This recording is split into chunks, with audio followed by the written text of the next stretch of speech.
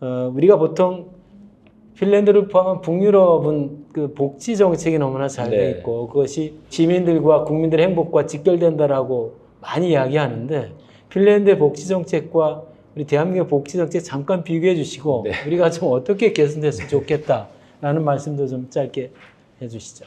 네, 핀란드나 북유럽 국가들을 우리가 복지국가라고 이제 부르고요. 그 복지국가 중에서도 특히 3인주의에 기반했다 그래서 3인주의적 복지국가 또는 그 복지국가의 원리라든가 가치가 보편적인 복지를 지향한다고 해서 보편주의 복지국가, 보편주의 또는 보편적 복지국가 이렇게 이제 부르는 이제 아주 대표적인 나라들입니다. 그래서 정말 우리가 아이가 태어나서부터 죽을 때까지, 그러니까 정말 요람에서 무덤까지라는 말이 실감이 납니다. 그러니까 살다 보면 심지어 이제 뭐 임신하는 순간부터 출산을 비롯해서 어린아이 단계, 학교를 다니는 학령기 단계, 그리고 대학에 진학하거나 직장인이 되는 단계, 결혼, 그리고 이제 은퇴라든가 실업이라든가 장애라든가 그러니까 우리가 인생을 살면서 맞닥뜨릴 수 있는 그리고 사회구조의 변화가 늘 있기 때문에 시장의 변화도 있고요. 우리가 겪을 수 있는 많은 리스크가 있습니다. 위험들이 있습니다. 이런 어떤 사회적인 위험에 대비할 수 있는 것들을 기존에는 모두 개인의 책임으로 돌리거나 가정의 책임으로 돌리거나 아니면 아주 작은 단위의 공동체가 같이 책임지는 것으로 돌렸던 것인데 이른바 근대 자본주의 산업화 체제로 이행을 해오게 되고 대규모의 국가 공동체, 국민국가로 우리가 이행을 한 다음에는 이것이 더 이상 그와 같은 전통적인 방식으로 풀릴 수 없다는 것을 직시하고 그리고 그 문제들을 방치했을 경우는 극단적인 사회 갈등과 모순으로 찢겨나간다는 것을 공동체가 찢겨나간다는 것을 경험한 가운데 대안들을 모색한 결과가 오늘날의 복지국가로 제도화된 것이죠. 그래서 정말 이제 요람에서 무덤까지 아주 포괄적이면서도 촘촘하게 사회적인 안전망들이 사회보장체제로 정립이 되어 있고 또 이것이 교육, 주거, 의료와 같은 사회정책과 서비스 분야 전반에서도 아주 보편적이고 높은 수준의 이것이 그냥 보편적일 뿐만 아니라 공공서비스나 사회서비스의 수준이 굉장히 높습니다. 중산층들도 만족할 만한 수준의 공공서비스, 사회서비스를 운영해 오고 있다. 그렇기 때문에 핀란드나 북유럽 국가의 시민들은 큰 걱정 없이 저축도 많이 안 한다 그래요. 예를 들면 사적인 연금이나 사적인 보험에 가입하는 경우도 거의 없다고 하고 그만큼 사회보장이 예측 가능하고 안정적으로 삶을 이제 뒷받침해주는 튼튼한 울타리가 되어주고 있다. 우선 그렇게 말씀을 드릴 수 있을 것 같고요. 우리의 경우도 최근 빠르게 복지 재정이 늘고 있기도 하고 또 사회정책에 대한 관심, 복지국가에 대한 요구가 아주 높아서 지금 어느 정부나 최근에는 이제 사회정책이나 복지정책에 관심이 많은 터이긴 합니다. 그런데 사실은 우리가 지체된 복지국가를 살고 있다고 저는 생각하거든요. 산업화의 과정, 민주화의 과정에서 사실은 복지국가로 이행했어야 되는데 우리가 그 과제를 한 30년, 40년 지체됐었고 놓쳤던 것이죠. 그리고 뒤늦게 민주화 이후에 특히 이제 IMF를 겪은 다음에서야 비로소 김대중 정부 때부터 복지국가의 사회 안전망들을 하나씩 만들어 오고 있는 시점이긴 한데 이때에는 글로벌 신자유주의 어떤 경쟁국가의 단계여서 사회적 합의에 기반해서 보편적 복지국가로 이행한다는 것이 과거 북유럽에 했던 것과 같은 우호적 조건이 아닌 상황입니다. 그래서 굉장히 많은 논쟁을 수반하고 있기도 하고 아직도 결함이 많은 상태에 있는데 그럼에도 불구하고 이러한 도전들을 우리가 잘 대응하고 극복해 나가면서 시민들이 보다 행복하고 안정된 삶을 누릴 수 있도록 하는 것은 국가의 책무다. 우리 모든 정치인들의 책무다. 그렇게 생각이 됩니다. 국가의 책무다. 서 교수님 지금 말씀하신 부분이 이제 우리 마침 국민 총행복 전환 포럼이 지향하는 의제나 다름이 없습니다. 지금 그간의 산업화 민주화를 동시적으로 이룬 성과에도 불구하고 지체된 복지의 정도, 그러니까 성장은 했으나 성장에 비례하는 만큼의 삶의 질은 높아지지 않았고 행복해지지 않았다라는 말씀으로도 들립니다. 그래서 결국 우리가 성장 위주의 어떤 정책이 실제로 각 국민과 시민에게 삶의 질을 높여주는 행복하고는 얼마나 비례적으로 왔을까는 대단히 지금 부정적이다라는 생각이 들고 국민총행복 전환 포럼에서 이제 계속 그런 말씀 네, 그렇죠. 우리가 문제를 제기하는 건데 서 교수님 하신 말씀과 다르지 않다라고 생각이 듭니다. 서 교수님 잠깐 그 화제를 바꿔서 결국 앞에 이제 수구의 민주주의도 말씀해 주셨고요. 어찌 됐던 게 하루아침에 되지 않았다. 어찌 보면 근현대사에 있어서 핀란드만큼 근 100년 좀 넘어서 이렇게 가장 발전된 제가 보기에도 가장 발전된 사회복지 정책을 이룩하고 국민들 시민들의 삶의 질 행복을 느끼는 정도가 높은 나라가 과연 있을까를 하게 하는데 그건 과정이 다 있었을 것 같습니다. 네. 어려서부터의 어떤 교육이라든지 우리 대한민국의 교육을 보면 네.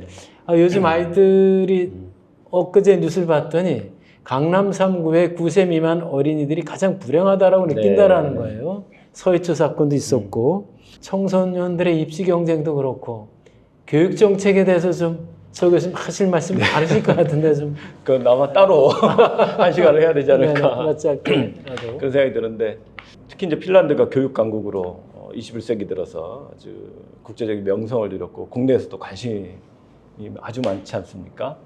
그리고 그것이 저는 이제 복지국가와 민주주의 그리고 교육이 떨어진 주제가 아니다라는 생각을 가지고 있고요. 실제로도 핀란드는 아까 내전도 겪었고 또 소련하고 전쟁도 2차 세계대전 때 심각하게 해서 많은 피해를 입고 재건을 해야 됐기 때문에 복지국가로 이행이 스웨덴보다 조금 늦습니다. 아까 스웨덴이나 이런 덴마크는 1930년대부터 벌써 사회적 대타협을 이루면서 달려갔는데 여기는 내전이라든가 이런 갈등이 심했기 때문에 그리고 국가의 생존 자체가 아주 어려웠기 때문에 2차 세계대전 이후에 이제 그 시동을 걸게 되고 노사정 대타협이라고 할 만한 것이 1968년에 처음 이루어집니다. 그러니까 한 세대 정도 늦죠. 핀란드요. 네. 그런데 68년에 대타협을 이루면서 한 20여 년간 집중적으로 공공재정을 투자하고 사회 입법을 이루어내면서 북유럽 복지국가의 반열에 합류를 하거든요. 그런데 흥미롭게도 그 1968년에 핀란드의 교육개혁이 일어났습니다. 그러니까 이 보편적 복지국가의 이행과 이 오늘날의 평등하면서도 아주 우수한 교육 체제로의 개혁과 전환, 이게 같이 갔던 흐름이다라는 것이고 심지어 하나 더 나아간다면 진영 정치로부터 합의적인 정치로 이행해가는 것도 요식입니다. 70년대, 80년대에 본격적인 작업을 했다는 면에서 가만히 보면 이제 우리의 경우도 지금 그런 2중, 3중의 과제가 놓여 있는 것인데 우리가 산업화 따로, 민주화 따로, 그리고 지금 사회 대개혁 따로 이렇게 가고 있는 형국이다. 그런데 사실은 이것이 같이 가야 되는 주제이다 라는 생각이 들고 그런데 우리가 민주화 이후에도 교육개혁에 대한 사회적 합의, 정치적 합의를 한 번은 해야 되는데 아직까지 해내고 있지 못하지 않느냐라는 생각이 듭니다. 지금 이제 이번 정부에서도 교육개혁 의제가 올라올 테고 지금 서울대 10개 만들기와 같은 아이디어를 둘러싼 논의가 벌써 시작이 되는 상황인데요. 그 방향과 내용이 무엇이 되든 전 사회적인 수기민주주의적인 그런 공론화와 토론이 꼭 필요하다. 그리고 한 번은 정초적인 수준의 합의를 해야 된다.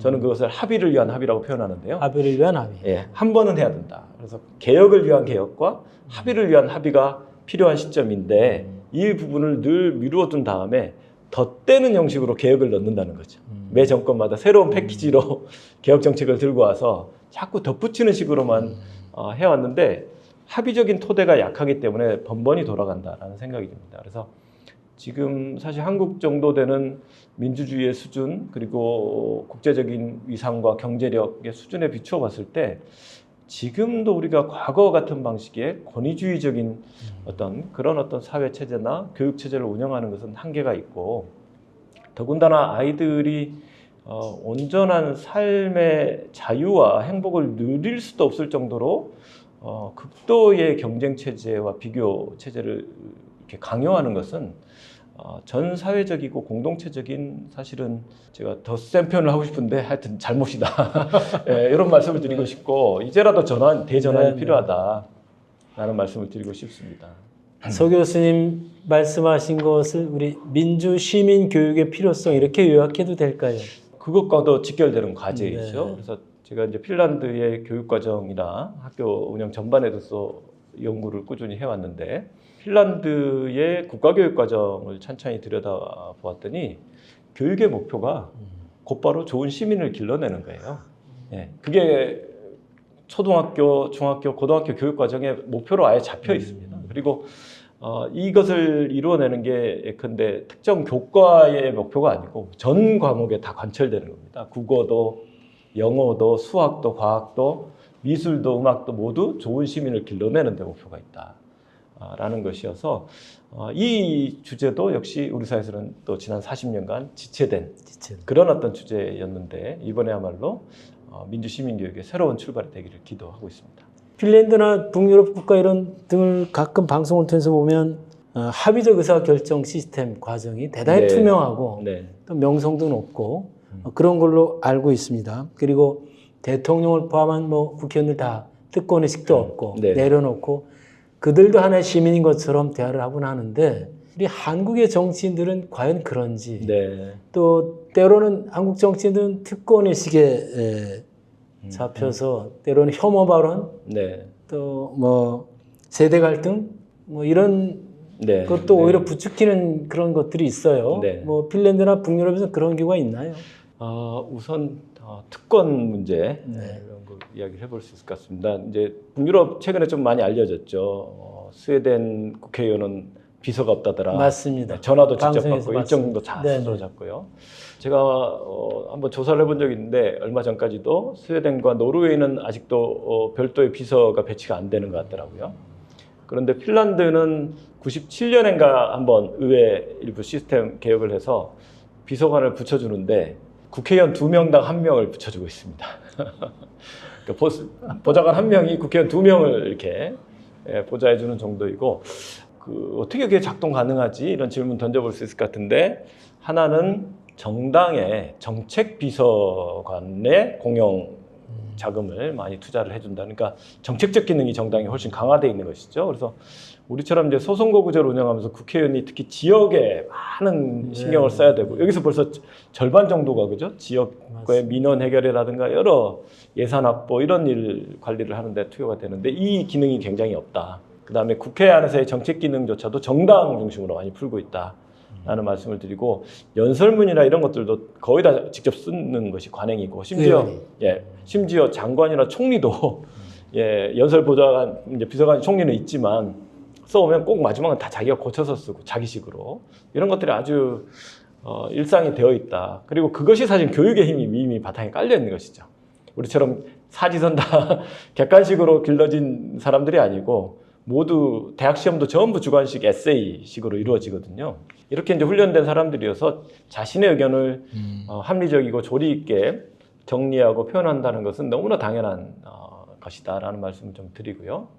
차가 없는 국회의원들도 꽤 되더라고요. 녹색당 의원이라든가 좌파정당 의원들은 차가 없기도 없고 대중교통 이용하거나 자전거 이용하거나 이런. 그래서 저는 국회의원들의 특권을 비판하는 것이 자칫하면 또 이제 포퓰리즘적인 그런 요구가 될 수는 있어서 신중하게 가야 된다라고는 생각은 하지만 지금보다 훨씬 특권은 줄이면서도 의원과 의회의 기능을 실질화하는 그런 방식의 개혁은 가능하고 필요할 것이다 라는 생각을 좀 해보고 있고요. 어떤 이제 새로운 정부는 사회 대개혁이라는 의제 아래 민주 시민 교육을 필요성을 이제 가지고 좀 그런 수구의 과정을 어떻게 좀 만들어갈 건 대단히 필요하다라고 생각이 됩니다. 여간 이 대한민국 교육은 아동부터 또 청년이 된 대학생들까지 줄 세우기 교육. 아까 이제 서 교수님 모두에 핀란드는 비교하지 않는다. 비교하지 않는 것부터가 이제 나를 나답게 키우고 또 하나는 지금 굉장히 와닿는 말씀이 올바른 시민을 육성하는 교육. 그것이 바로 이제 시민성을 양성하는 그런 것이 될 텐데 그래서 나의 정당한 권리도 요구해야 되고 요구할 수 있고 그러나 그 요구하는 방식의 문제는 수구의 과정이고 이런 것 자체가 어려서부터 교육을 통해서 말하자면 민주시민 교육을 통해서 그 다음에 차차차차 시민성을 형성해 간다 이런 말씀으로 이제 들리는데 우리가 지체된 대한민국이 가야 할 길이 먼데 우리 교육정책의 전문가로서 서 교수님께서 좀 더 아동교육이라든지 좀 더 덧붙인 말씀 듣고 싶습니다.